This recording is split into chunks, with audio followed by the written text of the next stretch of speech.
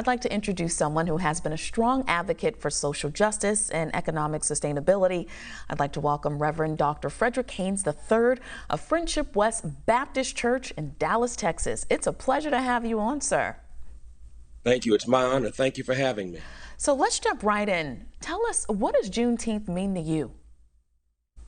Well, I have to say I was late on the bandwagon of celebrating Juneteenth because I resented the fact that for so long our people in Texas were denied the truth. I love the theme of your show today, the truth about Juneteenth, because Jesus said, "You shall know the truth shall set you free."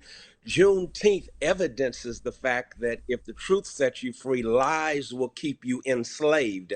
And so our people in Texas lived under this ugly lie that caused them to continue to be enslaved long after emancipation. And so for me now, I'm on the bandwagon. I'm celebrating and thanking God for Juneteenth, but I want to make sure that we celebrate it in a fashion where it becomes an African American holy day and not just an American holiday. An American holiday gets pimped like they do MLK, basically the MLK holiday weekend.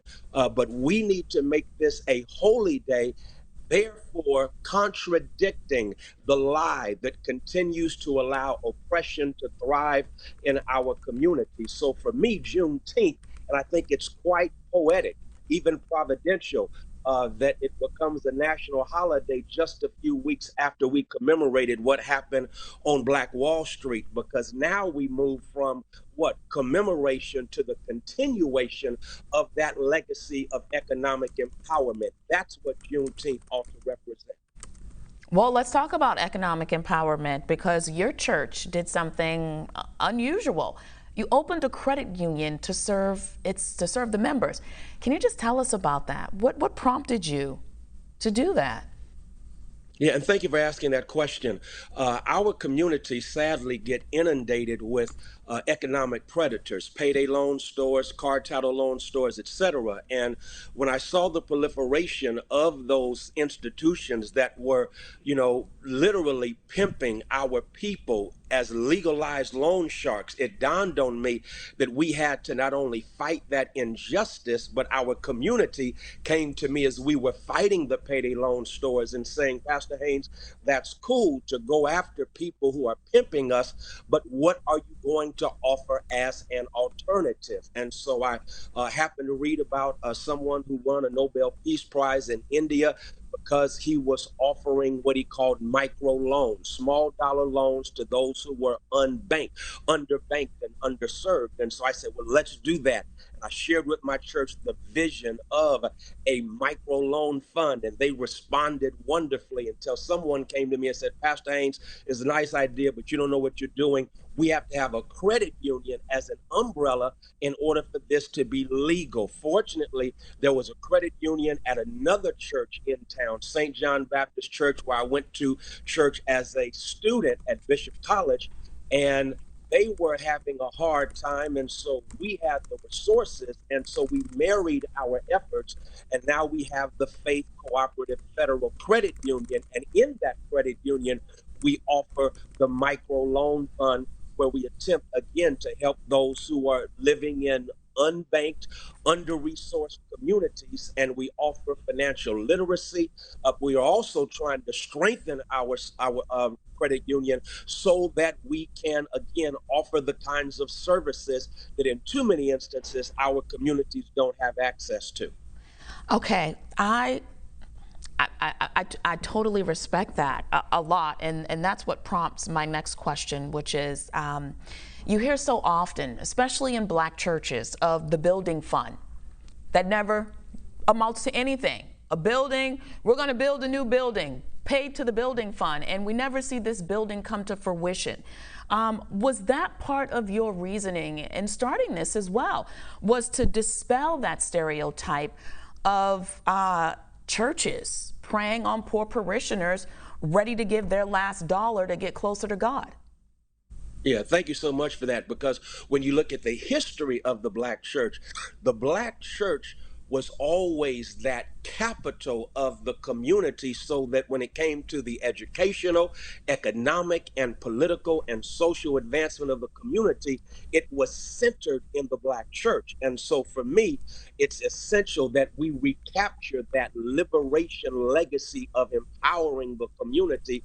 And that means it cannot be reduced to, again, as you so well said, the metaphor of the building fund without a building, ever to show for all of the funding that comes from those faithful members. And so for me, it's just vital that the Black church continue that legacy, pick up, I should say, the mantle of that legacy from our rich past, and recognize that we've got to allow the community to know that you can have a headquarters for our advancement, especially the economic advancement of our community. And so, yeah, that's a very good metaphor for what we are trying to fight against. We don't want a building fund where we just have funding but no building of the community.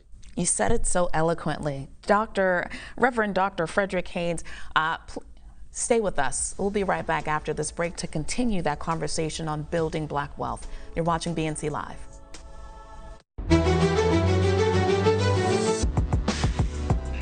And welcome back to BNC Live. We're going to continue our conversation about supporting Black-owned businesses for this Juneteenth, our new federal holiday. I'd like to welcome back Reverend Dr. Frederick Haynes III of the Friendship West Baptist Church in Dallas, Texas. So I want to get right to this question. So there are studies that in the Black community, the dollar circulates for 6 hours. In the white community, 17 days. And in the Asian community, 28 days. Can you just talk about why it's important for us to push our dollar more in our own community? Yeah, thank you for that. Malcolm X said it so well. You will not control the politics of your community if you don't control the economics of your community. In a capitalist country, capital is your source of power.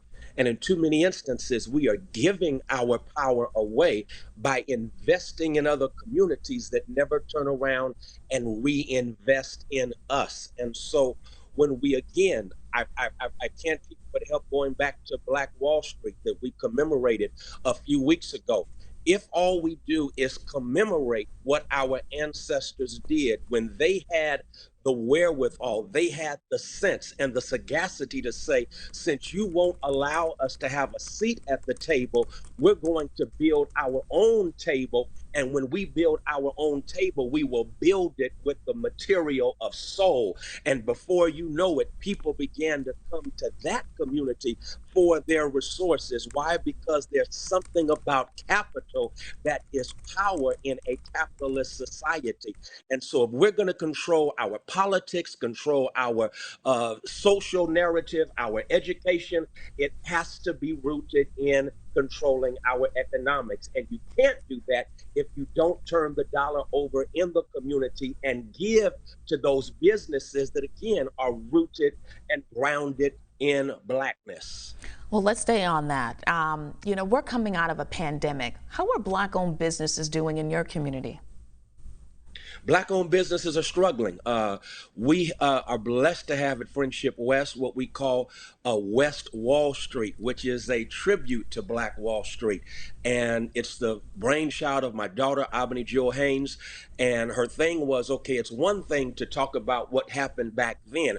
What are we going to do right now? And so last weekend, we had West Wall Street at the church. Some 40 businesses came on our campus, and we spent the weekend investing in those businesses. And to answer your question directly, many of them shared that they were looking forward to this because they were on the brink of going out of business because the pandemic.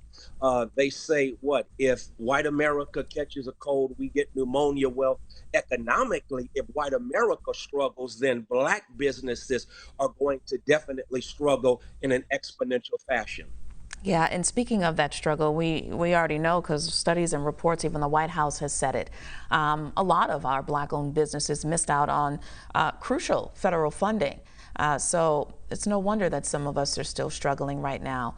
What is the church doing to help those businesses?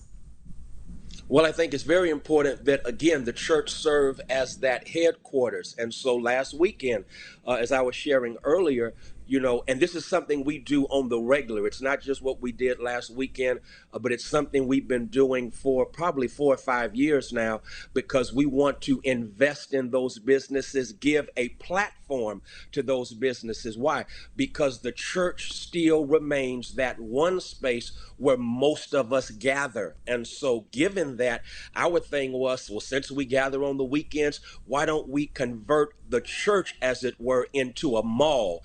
And when we did that, it was just a beautiful sight. And many of the black businesses, they share with us that this West Wall Street weekend, whenever we do it, it becomes their number one source of revenue for the entire fiscal year. And that is very gratifying because, again, it raises consciousness of our people that we do have such businesses. And so these businesses, they have a platform, free advertisement, as it were, and their businesses are strengthened as a result of their partnership with the Black church. And that's the kind of thing we've got to do if we're going to control the economics of our community, so we can control the politics and the education.